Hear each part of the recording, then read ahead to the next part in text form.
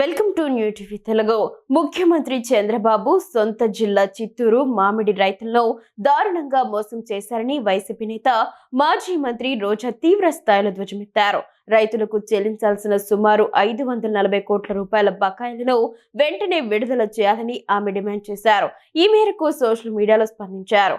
సొంత జిల్లా మామిడి రైతులకు బాబు మార్కు మోసం అంటూ విమర్శనాస్త్రాలు సంధించారు. మోసానికి మారుపేరు చంద్రబాబు. నమ్మిన వారినే మోసం చేయడం ఆయన ప్రత్యేకత. ఎన్నికల్లో ఓట్ల కోసం హామీలు ఇచ్చి అధికారంలోకి వచ్చి నమ్మి ఓటేసిన ప్రజలను మోసం చేశారు. ఇచ్చిన హామీల గురించి అడిగితే నాలుక మందమంటున్నారు. ఇప్పుడు సొంత జిల్లా చిత్తూరు మామిడి రైతులకు చంద్రబాబు తనదైన శైలిలో మోసం చేస్తున్నారు. మా పార్టీ అధ్యక్షుడు మాజీ ముఖ్యమంత్రి జగన్ చిత్తూరు జిల్లా బంగారుపాలెంలో మామిడి రైతుల సమస్యలపై పర్యటించి వారికి గిట్టుబాటు ధర ఇవ్వాలని ప్రభుత్వాన్ని నిలదీశారు.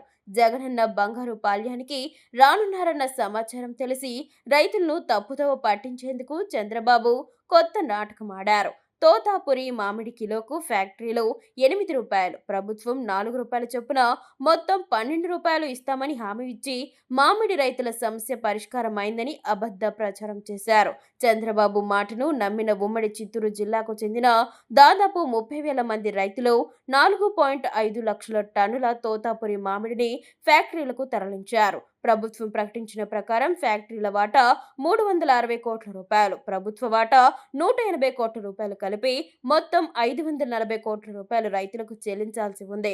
కానీ మామిడి సీజన్ ముగిసి 4 నెలలు గడిచినా ఇప్పటి వరకు ఒక్క రూపాయి కూడా రైతులకు అందలేదు.